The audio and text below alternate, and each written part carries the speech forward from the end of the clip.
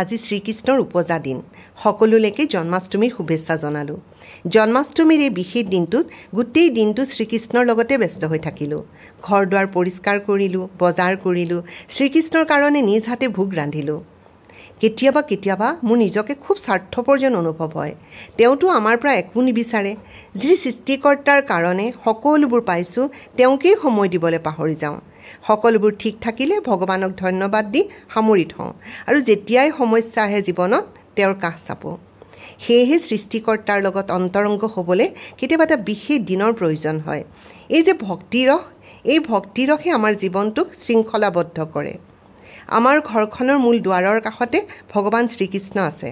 তেওঁক মই প্ৰেমিক বুলি ভাবোঁ, বন্ধু বুলি ভাবোঁ, পিতৃ বুলি ভাবোঁ, সন্তান বুলি ভাবোঁ। ঘৰখনৰ দুৱাৰখন মাৰি চাৰিওটা ল'ৰা ছোৱালীক এৰি যেতিয়া কামলৈ ওলাই যাওঁ, তেওঁ কৈ যাওঁ, তুমি ইহঁতক চাবা, ইহঁতৰ বাদে মোৰ পৃথিৱীত আৰু কোনো নাই। তেওঁ মোৰ কাষে কাষে আছে বাবেই মই ইমান সাহস লৈ ইমান শক্তিশালী হৈ জীয়াই থাকিব পাৰিছোঁ। জয় শ্ৰীকৃষ্ণ, ৰাধে ৰাধে।